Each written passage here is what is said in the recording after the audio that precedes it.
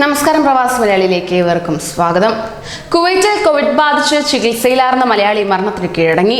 കണ്ണൂർ മേലെ ചൊവ്വ MRC road സ്വദേശി അനൂപാണ് മരിച്ചത്. 51 വയസ്സായിരുന്നു പ്രായം. 51 വയസ്സായിരുന്നു ഇദ്ദേഹത്തിന്. കഴിഞ്ഞ 15 വർഷമായി കുവൈറ്റിലുണ്ടായിരുന്ന അനൂപ് 10-ാം തീയതി മുതൽ അദാൻ ആശുപത്രിയിൽ കോവിഡ് ബാധിച്ച് ചികിത്സയിൽ കഴിയുകയായിരുന്നു. സ്വകാര്യ കമ്പനിയിൽ ടെക്നീഷ്യനായി ജോലി നോക്കുകയായിരുന്നു. പരേതനായ കരുണാകരന്റെയും പുത്തൻപുരയിൽ ലീലയുടെയും മകനാണ് ഇദ്ദേഹം. ഫ്രണ്ട്സ് ഓഫ് കണ്ണൂർ അംഗമായിരുന്നു. അതോടൊപ്പം തന്നെ പ്രവാസികളുടെ തേങ്ങലായി മാറുകയാണ് കുവൈറ്റ്. രോഗം സ്ഥിരീകരിക്കുന്നവരിൽ ആദ്യം മുതൽക്കേ തന്നെ പ്രവാസികളിൽ, പ്രത്യേകിച്ച് ഇന്ത്യക്കാരിൽ വൻ വർധനവാണ് കുവൈറ്റ് രേഖപ്പെടുത്തിയിരുന്നത്. ഇപ്പോൾ റെക്കോർഡ് വേഗത്തിലാണ് ബാധിതർ ഉയർന്നതായുള്ള റിപ്പോർട്ട് വ്യക്തമാക്കുന്നത്. കുവൈറ്റിൽ ഇന്നലെ 3 പേർ കൊറോണ മൂലം മരിച്ചു. 1703 പേർക്ക് രാജ്യത്ത് വൈറസ് ബാധ സ്ഥിരീകരിച്ചു.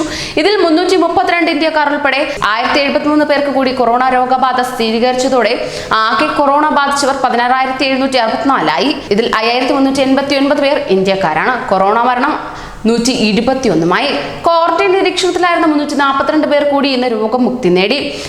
ഇതോടെ രാജ്യത്ത് 4,681 പേർ രോഗമുക്തരായതും 11,962 പേർ ചികിത്സയിലും 179 പേർ തീവ്രപരിചരണ വിഭാഗത്തിലുമായാണ് കഴിയുന്നത്.